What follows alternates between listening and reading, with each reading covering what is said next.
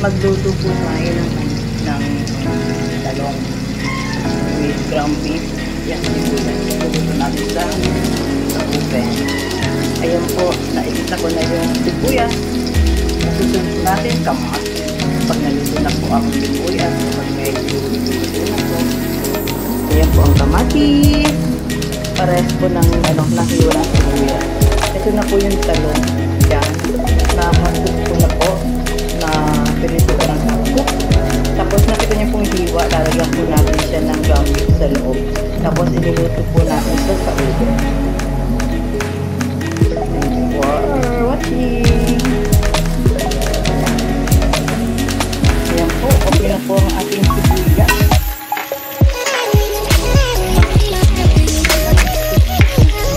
Lagyan na natin ang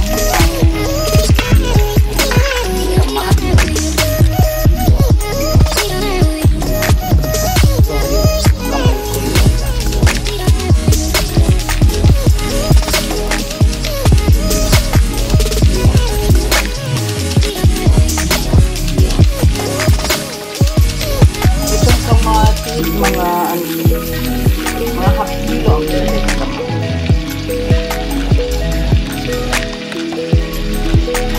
Siyempre, halo-halo as usual. Wow, gato ko lang yung aking kamay.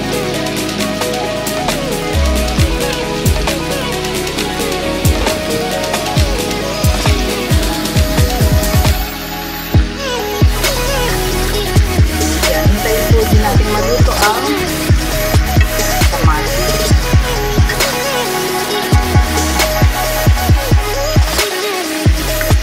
Siyempre po, lalagyan natin ng asin at paminta, black pepper. Kunin ko lang yung kamatis.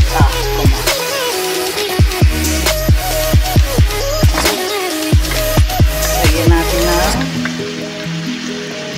asin. Depende po sa inyo ang asin. Kung gaano karami. Paminta. Ayan. Mamaya po lalagyan din po natin siya ng konting tomato paste.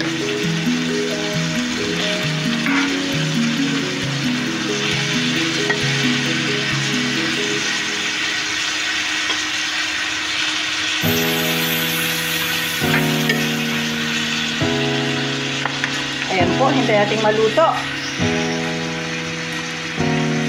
Ayan po, dito po sa small basin, nagtikod, nagayad ko ako ng sibuyas kasi wala akong yung food processor, walang kuryente. Sa ganito ko siya, yan, yung malit na yan. Yan po sa sinukod ang sibuyas.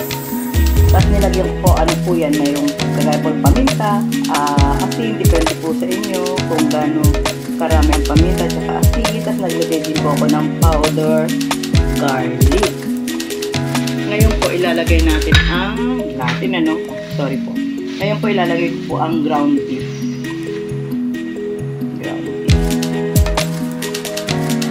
Ayan po, nailagay ko na yung ground beef. Mamasage ko na po o mamasada. Minis po natin. Kamay ang gamit ko. Kamay lang. Walang over ang aking kamay.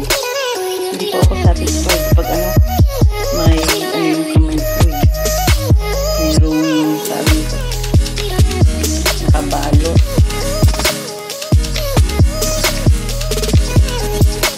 Kasi minsan mas madumi pa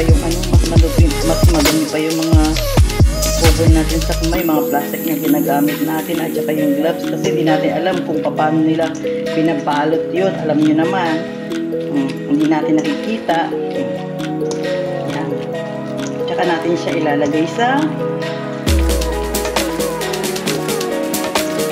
talo.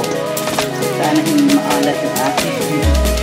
Konti lang po nilagay ko doon mga comfort na ground beef. Sobra pa nga ito kasi ilang piraso lang naman yung aking talong niya.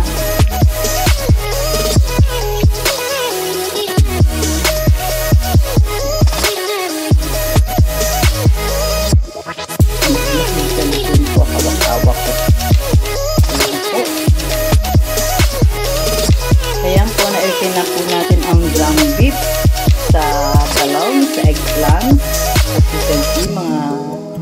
mga kapatid, mga kasis.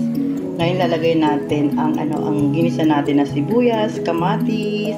Ilalagay po natin dyan sa may talong sa tray. Tapos iluluto po natin ulit sa oven.